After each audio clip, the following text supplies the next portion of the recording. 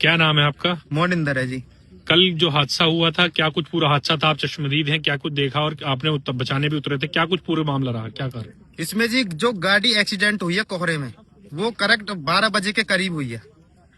गाड़ी गिरने के बाद पानी में लड़का 1 घंटा से 2 घंटे, लगभग 1 घंटा 45 मिनट तक लड़के ने खूब अपने बचाने की गुहार लगाई है कि भाई मुझे बचा लो, किसी भी तरीके से बचा लो।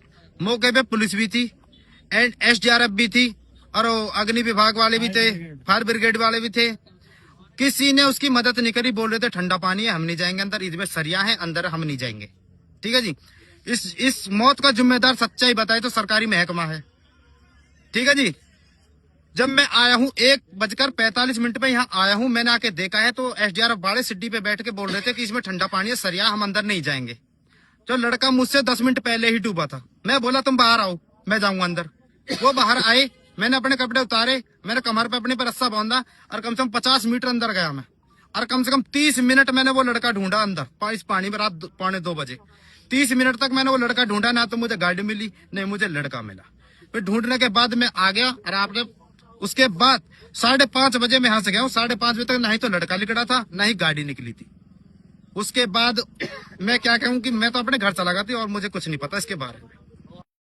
नमस्कार जी, मेरा नाम मोनिंदर, मैं नोएडा सेक्टर 150 के रहने वाला हूँ।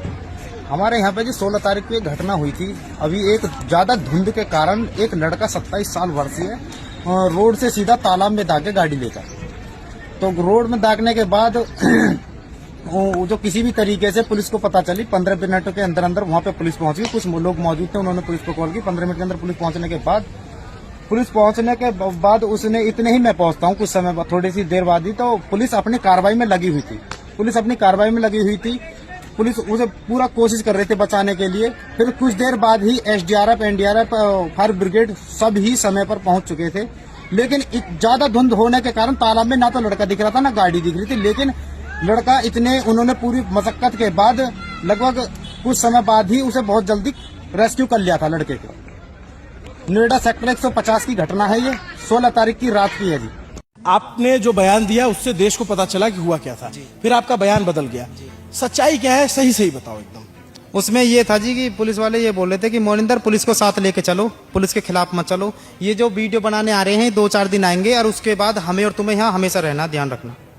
इसको आप चेतावनी समझ लो या प्यार में समझ लो, जैसे भी है।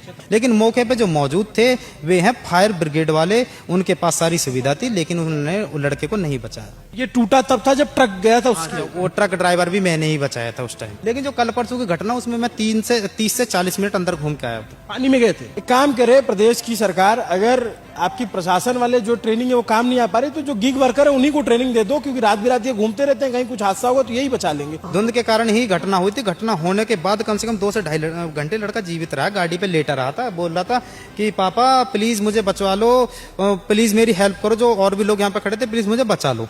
ठीक है जी। मैं सुनाई दे रही जी, टॉर्च दिख नहीं रहा था, टॉर्च मार के बोल रहा था, उसकी आवाज आ रही थी। पुलिस वालों को बदनाम करना हूं मैं इस चीज को लेके, और इसी चीज लेके मुझ पे एक्शन होगा, ध्यान रखना तुम। इसी चीज को लेके वो कुछ नहीं होगा, ऐसे कैसे हो जाएगा? ऐसे तो वो मेरे ऊपर इतनी गंदे तरीके से नजर गड़ाए बैठे हैं। वो मैंने उनके थाने पे मुझे बुलाया गया था, जो भी चीजें मैंने सच बता दी। वो लोग उस बच्चे को नहीं बचा पाए, लेकिन शूट द मैसेंजर को शूट करो कि उसको टेक डाउन कर दो, वो सच ना बोले और उसका बयान बदलवा दो।